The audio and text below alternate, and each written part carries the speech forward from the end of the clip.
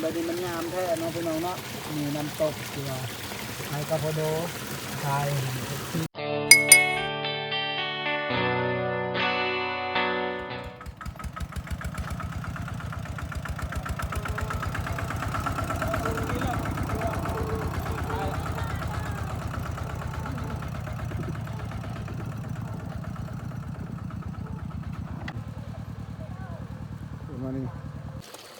สบายดีพ่อแม่พี่น้อง FC ทุกคนมื้อนี้อยู่กับซองอายเผากระโดคือเก่าเส้นเก่าเส้นเคยเนาะพี่น้องเนาะมื้อนี้อายเผากระโดสิมาให้ FC ทุกคนมาเบิ่งว่าการเป็นอยู่ของอายเผากระโดนี่อาชีพของอายเผากระโดก็คือหาอยู่หากินเนาะหาปูหาปลาและก็หาหนูหายังแบบเฮ็ดตามที่ตามเคยของอายเผากระโดเนาะทุกคนเนาะเพราะว่าอายเผากระโดเป็นคนผู้ด้อยเป็นคนผู้พาเนาะบ่แม่นว่าสิหากินคือเก่าแต่ว่าอายปากกโดก็คือทำมาหากินแบบธรรมชาติจังซี่เนาะพี่น้องเนาะธรรมชาติก็คือหาปูหาปลาหาหยังที่ว่าบ่ได้ซื้อนะทุกคนเนาะส่วนหลายเนาะอันนี้ก็แม่นอายปากกโดสิให้ FC ได้เบิ่งว่าชีวิตการเป็นอยู่ของอายปากกโดก็เป็นจังไดเนาะสิพาให้ FC ได้เบิ่งแล้วก็ได้ติดตามได้ไปนำกั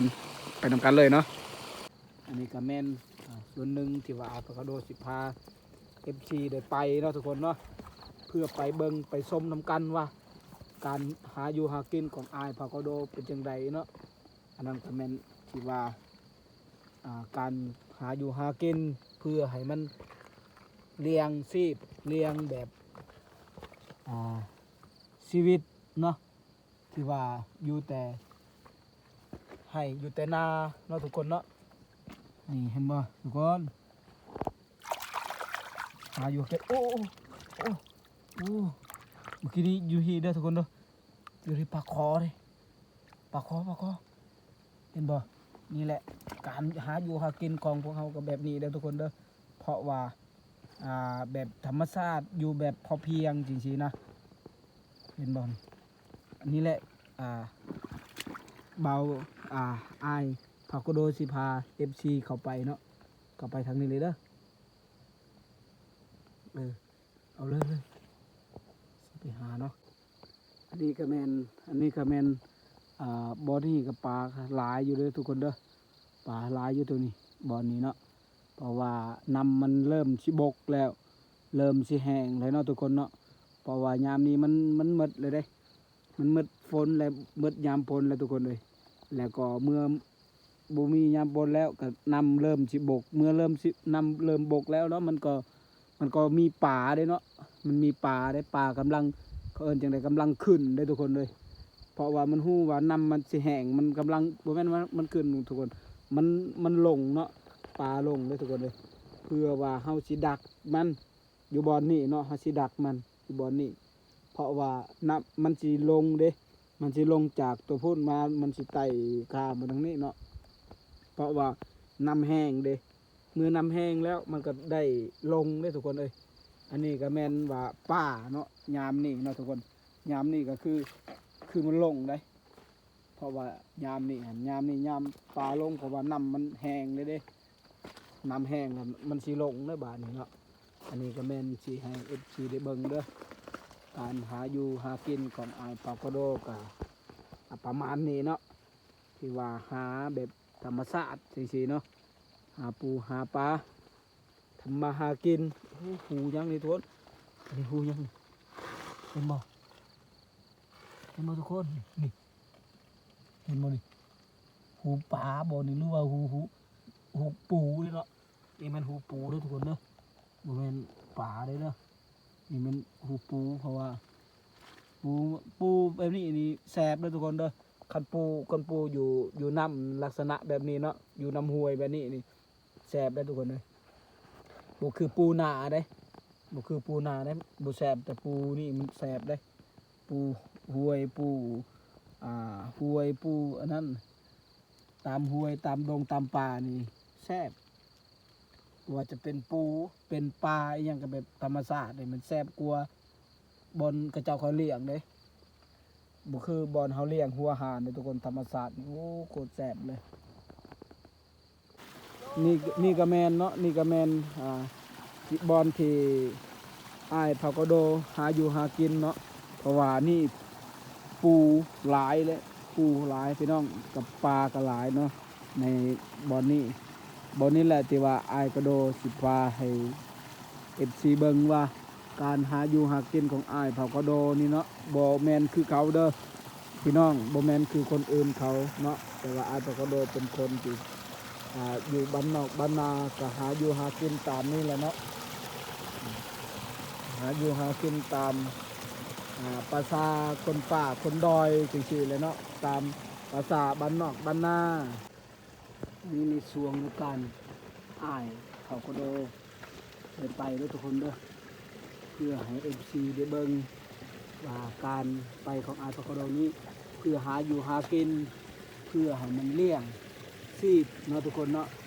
เพื่อหาอยู่หากินเห็นบ่ทุกคนอันนี้ก็แม่นนำเด้เป็นห้วยที่ว่าโบได้แห้งเด้อทุกคนเด้อโบได้แห้งเด้อโบได้แห้งเด้อนั่นเด้อทุกคนอันนี้เป็นห้วยที่ชื่อเป็นห้วยที่โบได้แห้งเด้อเพราะว่ามันห้วยใหญ่ห้วยยาวนะทุกคนเนาะโบได้แห้งเด้อเห็นบ่ทุกคนนี่นำไหลไฟสว่างเด้อน้ำหลายบ่อนี้นะทุกคนเนาะอันนี้เป็นน้ำตกเด้อเป็นน้ำตกเด้อทุกคนเด้อที่ว่าอ้ายปากกโดให้พี่น้องทุกคนได้เบิ่งว่าน้ำตกนี้มันสวยงามแท้เนาะมันสวยจริงๆเลยน้ำแบบนี้มันงามแท้เนาะพี่น้องเนาะนี่น้ำตกที่ว่าอ้ายปากกโดทายที่ได้เบิ่งว่าน้ำตกแบบนี้เนาะก็คือน้ำตกที่ว่าเย็นสบายแท้เนาะการหาอยู่หากินของอ้ายปากกโดนี่มันธรรมชาติเลยทุกคนเนาะธรรมชาติหลายเนาะอุดมสมบูรณ์หาปูหาป่าเนาะทุกคนเนาะอันนี้ก็แมนสวนที่ว่าไอ้ปากกโดถ่ายให้เบิ่งเด้อเห็นไหมทุกคนนี่แหละบอลนี่แหละบอลที่ไอ้ปากกโดสิไปนะทุกคนเนาะหาอยู่หากินเห็นบ่เห็นไหมทุกคนบอลหาอยู่หากินของไอ้ปากกโดแถวนี้เลยเนาะนี่ก็แมนไอ้ปากกโดสิไปเลยเนาะสิหาแถวนี้แหละนี่บอลนี่ปูปลาหลายเนาะว่าไอ้เขาก็โดนสีใดบ่รู้บ่ใดหนึ่งให้เอฟซีติดตามบึงเด้อว่าเขาสีใดเจ้าใดเนาะหรือว่าหาบ่ใดเลยก็บ่เป็นหยังเนาะแต่ว่าเขาต้องไปหาเด้อทุกคนเด้อโอเคเนาะสรุปก็คืออาชีพของไอ้เผากระโดเนาะทุกคนเนาะอาชีพของไอ้เผากระโดก็คือหาอยู่หากินเนาะทุกคนเนาะอันนี้ก็คืออาชีพเนาะอาชีพที่ไอ้เผากระโดแบบหาอยู่หากินตามดงตามป่านะทุกคนเนาะสิ่งที่ FC ได้เบิ่งได้ชมหันก็แม่นการหาอยู่หากินของอ้ายเผากระโดเด้อส่วนหลายเลยคลิปอ้ายเผากระโดก็แม่นคลิปในการหาอยู่หากินเนาะทุกคนเนาะเพื่อว่าเลี้ยงอาชีพเพื่อว่าเลี้ยงลูกเลี้ยงเมียเนาะทุกคนเนาะอันนี้ก็แม่นอาชีพของอ้ายเผากระโดหาอยู่หากินตามธรรมชาติสิว่าแล้วเนาะทุกคนเนาะอันนี้ก็แม่นเคล็ดลับเนาะที่ให้ FC ได้เบิ่งก็ตอนต่อไปมียังก็ให้ FC ได้เบิ่งตอนต่อไปอีกเนาะแล้วก็มียังได้แล้วก็สิถ่ายให้ FC ได้รับชมรับเบิ่งในตอนต่อไปหรือว่าคลิปยังแดเนาะแต่ตอนนี้อยากฝากให้ FC ฝากในความคิดฮอดคิดถึงสำหรับ FC เด้อแต่ว่าให้ FC กดไลค์กดแชร์แล้วกดคอมเมนต์เด้อแล้วก็กดติดตามอ้ายเผากระโดด้วยเพื่อเป็นกำลังใจให้เฮ็ดคลิปต่อไปเนาะเพื่อไปหาอยู่หากินหาสัตว์ป่าหรือหาสัตว์ป่าเนาะที่ว่าในน้ำหรือว่าในบกมีอย่างแน่แล้วก็อายเผากระโดสิทายให้เบิ่งอีกตอนต่อไปเนาะโอเคไปกันคลิปนี้เนาะขอกล่าวคำว่าสบายดี